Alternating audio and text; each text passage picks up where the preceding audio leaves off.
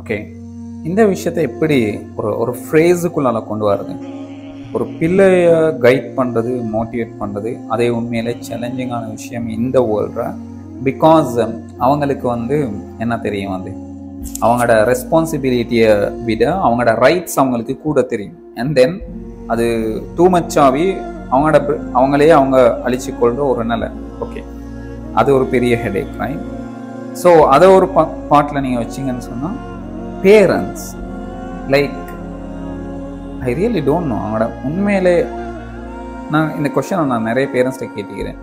ஆனால் every parent, each and every parent ஒரு 5 to 10 seconds ஒரு போஸ் ஒன்று எடுப்பாங்க, அதுக்கு ஆன்சர் பண்ணுறது.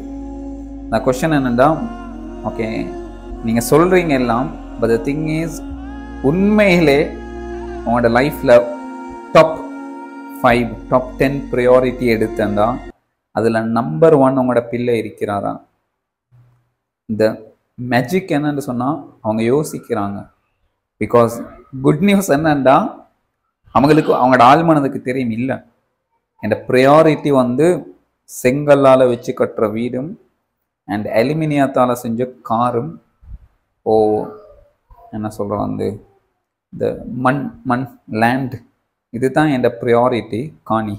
ஓகே, என் பிள்ளை இல்லை. So that's why they are thinking. இல்லாட்டி செகண்ட் தாட் ஒன்றே தேவலாம். ஒருத்தட்ட 100 கோடி வேணுமா இல்லான்னு கேட்டால் செகண்ட் தாட் இல்லை, ரைட்?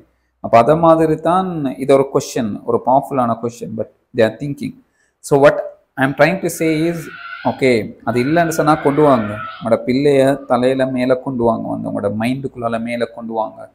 பிகாஸ் இப்போ பிள்ளைகளை திருத்துறதா பேரண்ட்ஸை திருத்துறதாண்டு நீங்கள் இதுக்கு பிறகு போயிட்டு ஒவ்வொரு இன்சிடென்ட்ஸையும் பாருங்கள்.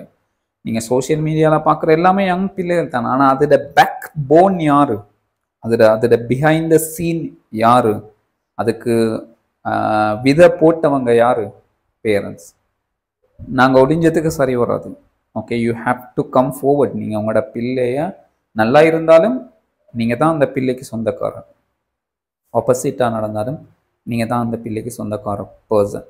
ஸோ இந்த பொலிட்டீஷியன்ஸ் மாதிரி நல்லா நடந்தால் ஏண்ட நாடு, இல்லைண்டா என்ன இந்த ஒப்போசிஷன் அந்த பொலிட்டிக்கல் கன்செப்டுக்குள்ளால் போகாதீங்க. ஏண்டா அவங்க அப்படி ப்ளே பண்ணாலும் அது அவங்களோட லாபத்துக்கு இருக்கும், இது ஃபைனலி உங்களுக்கு நஷ்டமாக மாறும். ஸோ இட்ஸ் உண்மையில் அன்பிலீவபிள். பேரண்ட்ஸ் இப்படியானவங்க இருக்கிறாங்களா?